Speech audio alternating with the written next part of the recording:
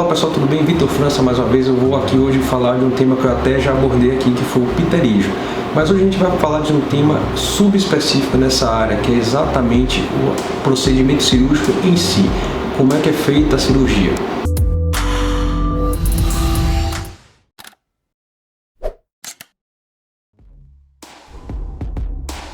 Bom pessoal, no primeiro vídeo a gente falou que o pterígio é uma degeneração da conjuntiva, uma área do nosso olho, e que essa alteração tem alguns fatores de desenvolvimento.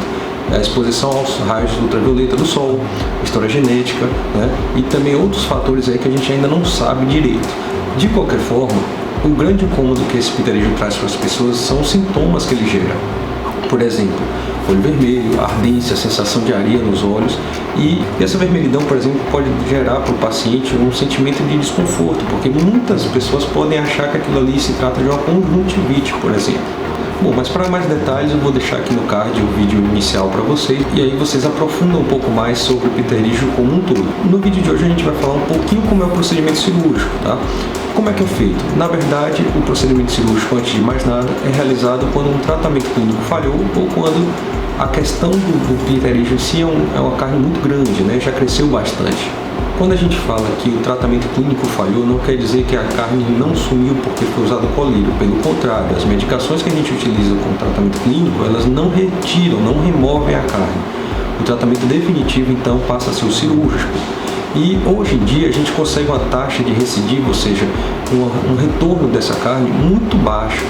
Parte disso se deve ao maior conhecimento da doença e também de uma técnica de transplante conjuntival do próprio paciente. A gente retira essa carne e a partir desse leito que ficou ali, a gente coloca um enxerto, um transplante da própria conjuntiva desse paciente, e isso atua como se fosse uma barreira para impedir o crescimento de novo dessa carne.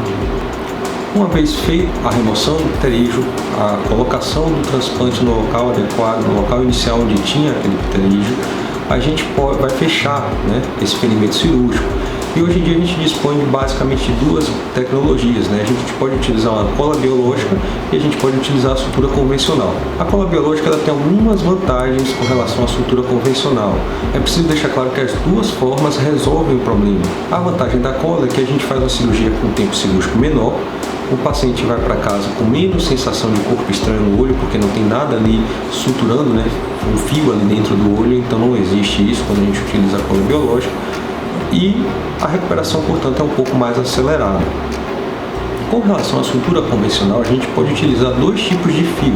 Um fio reabsorvível, que não vai precisar retirar depois, ou um fio que seja inabsorvível, que tende a dar um pouquinho menos de inflamação, um pouco mais de conforto também para o paciente, mas ainda assim gera bastante desconforto por existir um fio ali, ressalto mais uma vez.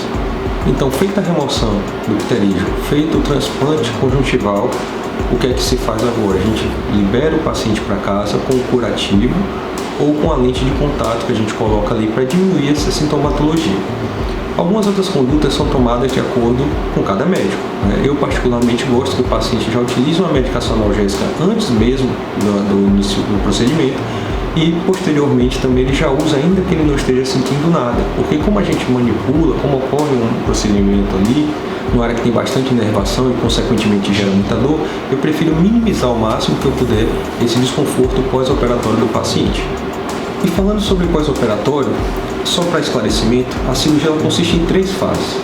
O pré-operatório, que é quando ocorre o planejamento, quando o seu médico te explica o porquê da cirurgia e como será feita essa cirurgia.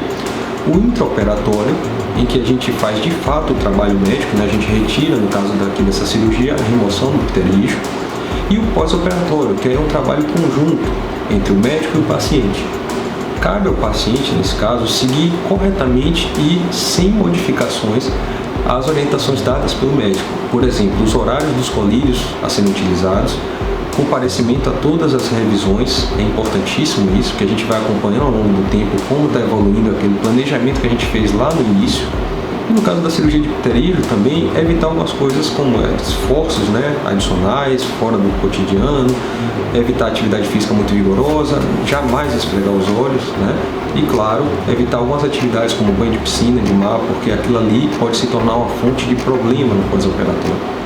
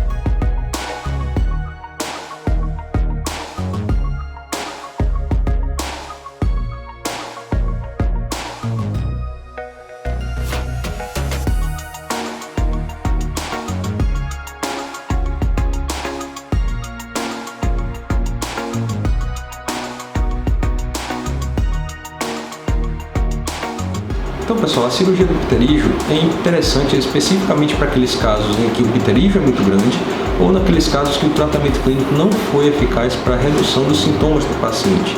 E cabe, mais uma vez, ressaltar que o tratamento clínico não remove a carne. A única forma que a gente tem para a remoção do pterígio é cirurgicamente. Não existe um colírio que a gente utilize, não existe outro tipo de tratamento que a gente consiga reverter, regredir essa carnezinha que foi criada ali. Eu tenho certeza que quando bem indicado e quando você segue todo o procedimento orientado pelo seu médico, a cirurgia é muito bem sucedida, resolve o problema e os pacientes ficam extremamente satisfeitos. Então, se você gosta desse tipo de conteúdo, inscreva-se aqui no canal, assine as notificações e encaminhe esse vídeo para as pessoas que você sabe que vão passar por esse procedimento. Talvez isso ajude elas a passarem por esse período com um pouco mais de tranquilidade. Lembrando que toda terça-feira tem um vídeo novo aqui no canal. Sejam mais uma vez muito bem-vindos e até o próximo.